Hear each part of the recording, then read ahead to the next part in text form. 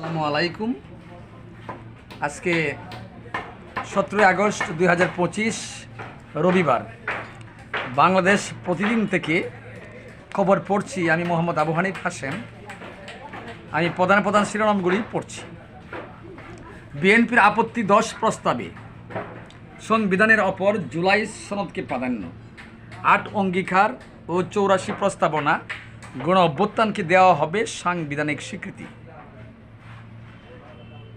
PR নিয়ে তীব্র বিরোধ, কোনোভাবেই মানা সম্ভব নয় বিএনপি, আন্দোলনে আদায় করা হবে জামাত।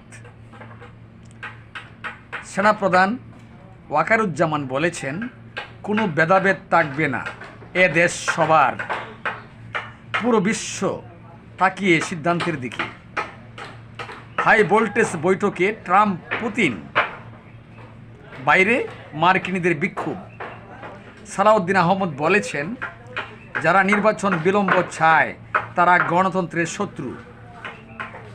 ডক্টর বদিউল আলম মজুমদার বলেছেন, সরকার না চাইলে সুষ্ঠু নির্বাচন সম্ভব নয়। ব্যবসায় মন্দা ও দুর্নীতিতে ক্ষতিগ্রস্ত রাজস্ব। বৃহত্তর ইসরায়েল প্লেনের নিন্দায় বাংলাদেশ।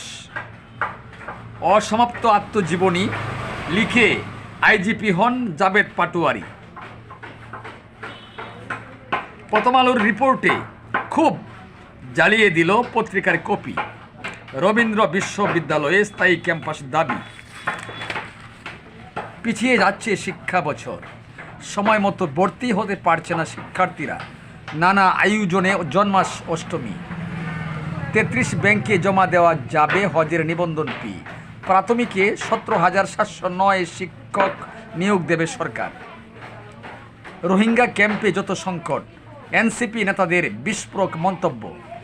এক এলাকায়ই মিলল 2.5 লাখ গণপুট পাথর। রাজধানীতে সেপটিক ট্যাঙ্কে নেমে 3 শ্রমিকের মৃত্যু। নবজাতকের মৃত্যু, অ্যাম্বুলেন্স আটকে রাখার হোতা গ্রেপ্তার। সেনাবাহিনীর বিশেষ অভিযান, কোচিং সেন্টার থেকে অস্ত্র ও বিস্ফোরক উদ্ধার। নামছে পানি, ভেসে উঠছে ক্ষত। বন্যায় লালমনিরহাটে আমনের ব্যাপক ক্ষতি। শুকনো খাবারের তীব্র সংকট চাঁপাইনবাবগঞ্জে। আধিপত্যের দ্বন্দ্বেই সীসা বাড়ে খুন। ফের 98 বাংলাদেশিকে ফেরত মালয়েশিয়া বিমানবন্দর থেকে। নিজের চূড়া বোমা বিস্ফোরণে ডাকাত নিহত। 500 লোকের গোপনাঙ্গ কেটে হিজড়ায় রূপান্তর। এক ইলিশের দাম 14,000 টাকা। রূপলাল ও